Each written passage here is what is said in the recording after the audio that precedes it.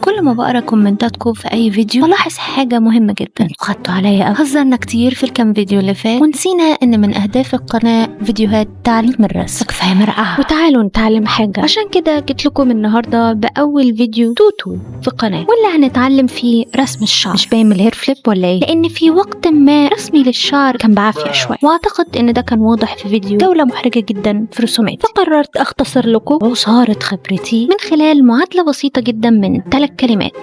هي في الحقيقة تشجيع جمهور نادي الزمالك. يا زمالك يا مدرسة، لعب وفن وهندسة. احنا بس هنغير الترتيب. نبدأ بأول مرحلة وهي الهندسة. في البداية أحب أكسر بدعة في رسم الشعر ناس كتير بتعملها، وهي رسم الشعر على نفس خط الدايرة اللي بنرسمها في الأول. دول مش ناس، دول أنا. طبعا تخلصت من هذه الرسومات عشان ما تتمسكش عليا. الحقيقة إن الدايرة دي تمثل الجمجمة أو الراس من غير ولا شعراية، وده يعلمنا ايه؟ اننا نذاكر تشريح سمش هليلي كده. الاشكال الهندسيه دي مش جديده علينا في الرسم، بنستخدمها كتير من غير ما ناخد بالنا، لكن بنيجي عند رسم الشعر ونعطل. ده لان الشعر شكل غير منتظم، بمعنى اخر مش ثابت، صعب نحجمه في شكل هندسي محدد. بس الكلام ده عندها، وبعد بحث وتدقيق اكتشفت ان في شكل هندسي واحد يقدر يساعدنا في تحديد شكل الشعر. الشكل ده هو الاوكتاجون. فتعالوا نطبق الكلام ده في تجربه عمليه على اهم شوجر دادي انجبه عالم الانمي. سبويلر اليرت. انا كويسه متقلقوش. من الحاجات اللي بتخلي شكل الشعر فلات هي انك مش بتراعي حاجه مهمه جدا وانت بترسم، وهي ان الشعر ليه كثافه وحدود خارجيه بره دايره الراس. انما لما تيجي تستخدم الشكل ده كريفرنس هتلاقي ان هو بيلم الفوليوم بتاع الشعر جواه. حتى لو جينا نعمل اوتلاين للشكل الخارجي للشعر هنا هنلاقي ان اوريدي في تشابه كبير بينه وبين شكل الاوكتاجون. يجي حد يسالني سؤال لولبي، طب ما انا ممكن ارسم دايره اكبر وخلاص. ما عجبنيش نبره السخريه في سؤالك، بس هجاوبك. المفروض دلوقتي اننا نقسم الشعر لاجزاء عشان نبسطه ونقدر نعيد رسمه. شكل الدايره بقى مش هيدينا النتيجه اللي احنا عايزينها، وده لان الشكل ده فيه حاجه مهمه جدا مش موجوده في الدايره. عرفت ايه هي؟ هديك 5 ثواني تخمن. برافو، ساقطين رياضة كلنا، رياضة 6 ابتدائي كمان. الزوايا دي بتسهل علينا تحديد الاتجاه الماشي فيه الشعر، وده بيخلي تقسيمة الشعر أسهل ومنظمة أكتر، لأنك بعد ما بتحدد النقطة اللي بتقسم فيه الشعر هتلاقي إن الاتجاهات اللي بتخرج منها ترجع لمكان قريب جدا لزاوية من الزوايا 8، لكن مع الدايرة هتلاقي نفسك عايم في بحر العشوائية. ده غير إن الدايرة بينعدم فيها الشكل الواقعي للشعر، مفيش شعر مدور. اوكي سحبتها، بس اكيد يعني مفيش حد حقيقي بالشعر ده. اوكي سحبتها تاني. لا ثواني، دي باروكه عشان مفيش شعر مدور. انا 1 جاي سنس 0. طبعا لازم يجي حد يحاول يحبطني ويقول لي وربنا جت معاك صدفه. اسكت؟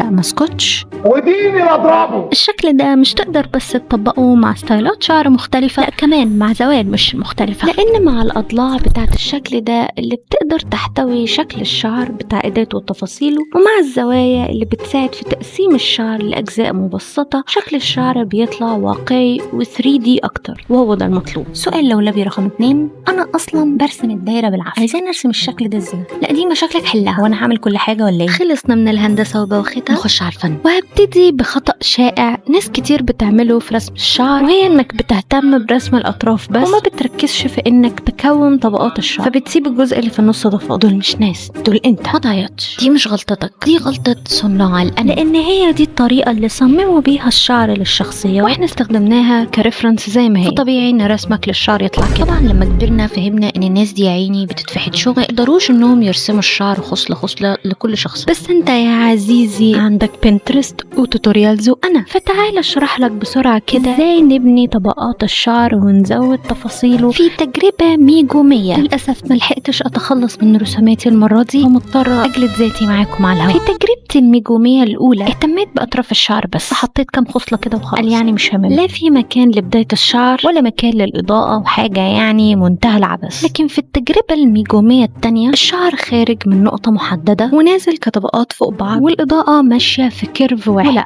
الموضوع ملوش علاقة ان ستايل ده مختلف عنه. خد بالك ان في فرق بين تقسيمة الشعر في الفن وتقسيمته في الهندسة. في الهندسة احنا بنقسم الشعر الاجزاء بنحدد بيها الشكل الخارجي للشعر. اما في الفن فاحنا بنقسم الشعر لطبقات فوق بعض. الطبقات دي هي اللي بتدي الشعر الكثافة او الفوليوم اللي كنا اتكلمنا عنه من شوية، فاكر ولا ايه؟ ودلوقتي تعالوا نطبق عملي في تجربة نباراتية. سبويلر اليرت رقم 2.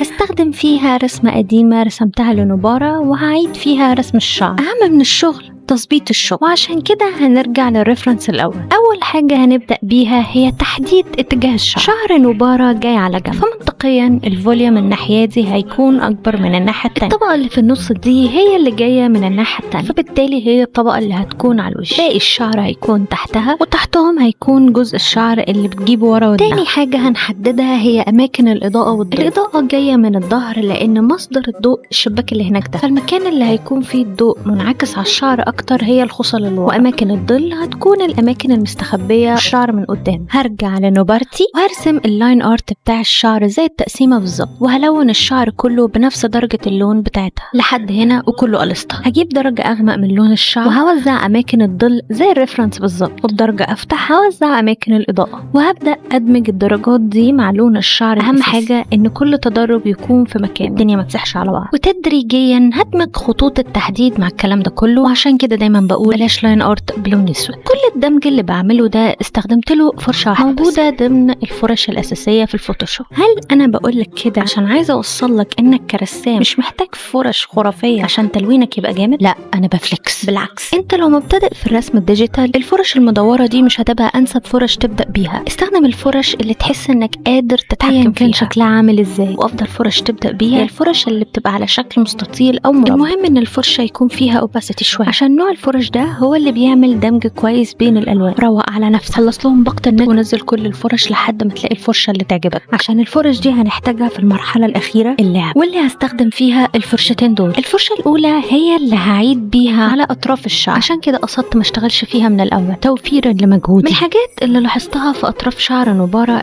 انها تبان وكانها مقصوصه قريب، عشان كده الاطراف عامله خط مستقيم في اجزاء معينه، زي ما احنا متعودين ان اطراف الشعر بتكون مثلثه اكتر. بصراحه انا مش متاكده من الاستنتاج ده، بس الفيديو ده بتاعي فانا ما حدش يعدل عليا. همسح اطراف الشعر خفيف خفيف، وبالفرشه دي هعيد على الاطراف تاني، وهعدي بيها على الشعر من فوق لتحت كده عشان يدي شكل خصلات الشعر. الفرشه التانيه اللي هستخدمها شغلتها انها تعمل خصله شعر واحده بس، شلل يعني. هستخدمها في اني اعمل خصلات متطايره، يعني رطوبه مأثره عليها وكده. وبنفس الفرشه هغير درجه اللون وهعمل لير جديده بمود كولر دوتش. الخصلات دي هيكون فيها اضاءه عشان ندي احساس ان في خصلات عكسه للضوء، وده بيعمل كونتراست حلو في الوان الشعر. الكلام الكبير ده، فيديوهات التوتوريالز دي فظيعه، طلع من الواحد كلام عميق قوي. لا، لازم اكرر التجربه دي تاني. انتوا ايه رايكم؟ كده نبقى اتعلمنا ازاي نحدد شكل الشعر ونقسمه ونلونه في تجربه جوجوتسو كايزينيه باستخدام معادله بسيطه جدا. طبعا انت مش لازم تطبق كل خطوه في الفيديو ده، خد من الفيديو اللي ينفعك او الحاجه اللي انت معاصلك فيها وطبقها، ما تضغطش على نفسك. تيك ات ايزي يا عزيزي. ايه ده؟ عايزين نقول لكم الهير فليب دي عملتها ازاي؟ لا دي صعبه علي، خليها المره الجايه.